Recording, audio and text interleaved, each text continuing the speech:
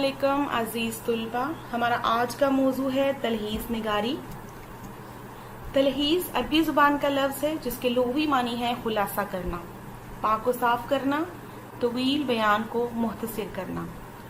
तलहीस निगारी से मुराद तवील इक़्तिबास के गैर ज़रूरी हिस्सों को अलग करके उसके असल मफ़हूम को बयान कर दिया जाए कि कोई अहम और ज़रूरी बात इबारत से रह ना जाए। तलहीस निगारी के लिए अहम हिदायत। सबसे पहले तलहीस के लिए दी गई इबारत को 2 से 3 बार अच्छी तरह पढ़ें। ऐसे अल्फाज जो ज़रूरत से ज़ायद हों और इबारत की आराइश व सजावट के लिए इस्तेमाल किए गए हैं, उन तमाम अल्फाज को काट कर इबारत के अहम नुकात लेने चाहिए।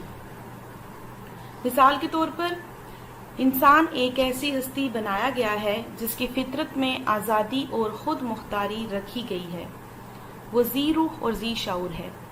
इस तवील जुमले को हम मुख्तसर यूं कर सकते हैं, ज़ी शऊर इंसान फितरतन आज़ाद और खुद मुख्तार है। तलहीस असल इबारत की 1/3 होनी चाहिए। 1/3 से मुराद हम अपनी असल इबारत के 3 हिस्से करेंगे और उसका तीसरा हिस्सा 1/3 है। लिहाजा असल इबारत के अल्फाज की गिनती कीजिए और फिर अहम नुकात के अल्फाज की गिनती कीजिए। अगर ये असल इबारत का 1/3 हो तो ठीक है, वरना जरूरत के मुताबिक अल्फाज कम या ज्यादा कर सकते हैं। कुल अल्फाज की गिनती कीजिए और फिर तलहीस शुदा अल्फाज की गिनती कीजिए और दोनों की तादाद आप इस तरह लिखेंगे। असल इबारत के जितने अल्फाज हैं वो कुल अल्फाज, मिसाल के तौर पर 150 हैं, तो तलहीस शुदा अल्फाज 50 होने चाहिए। फिर बारी आती है उन्वान की। उन्वान 2 या 3 भी हो सकते हैं, लेकिन उन्वान मुतरादिफ होने चाहिए, यानी एक दूसरे से मिलते जुलते हों, मुतजाद नहीं होने चाहिए। उन्वान में मिसरे या जुमले से परहेज करें। उन्वान मुख्तसर और जामे हो।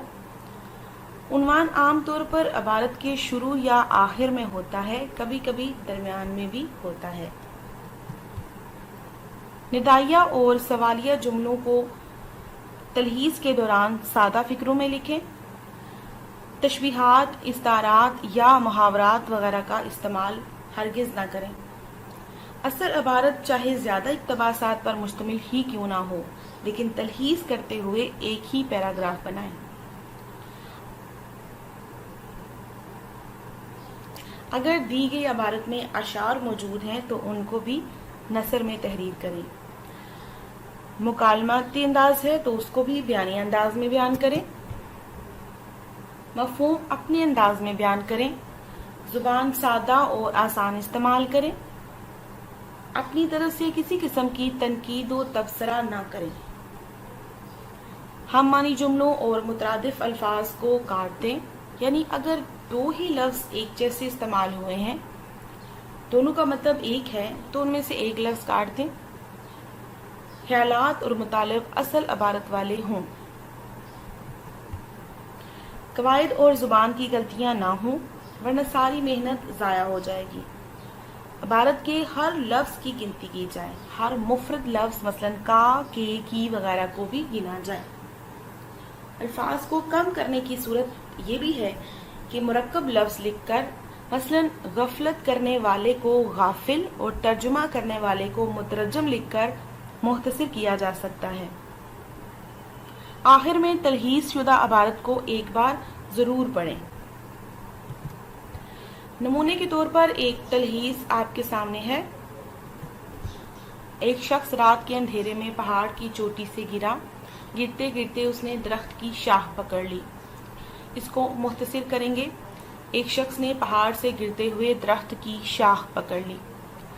वो शाख को बड़ी देर तक इस खौफ से थामे रहा कि अगर शाख छूट गई तो गिरकर मर जाऊंगा।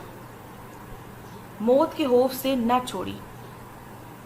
आखिर बड़ी देर बाद उसने जिंदगी से मायूस होकर शाख छोड़ दी।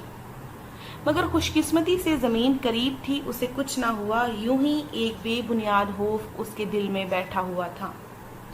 خوش قسمتی سے زمین قریب تھی اس لیے اسے کچھ نہ ہوا۔ اب ہم صاف عمل کریں گے۔ سب سے پہلے ہم دی گئی اصل عبارت کے الفاظ گنیں گے اور ان کی تعداد لکھیں گے۔ پھر ہم نے جو اہم نکات نکالے ہیں اس کے ہم الفاظ کی گنتی کریں گے اور ان کی تعداد لکھیں گے۔ پھر ہم عنوان دیں گے۔ یہاں پر ہمارے پاس دو طرح کے عنوان ہیں، بے بنیاد خوف اور خوش نصیبی۔ اب یہ دونوں چیزیں ہماری عبارت میں موجود ہیں۔ تلخیص شدہ عبارت کیسے لکھی ہے ذرا دیکھیں۔ ایک شخص نے گرتے ہوئے شاخ پکڑ لی، موت کے خوف سے نہ چھوڑی، مایوس ہو کر چھوڑی، خوش قسمتی سے زمین قریب تھی، اسے کچھ نہ ہوا۔ اس طرح ہم نے اصل عبارت کا ایک تیسرا حصہ لکھا ہے، یعنی 1/3 ہم نے کر لیا۔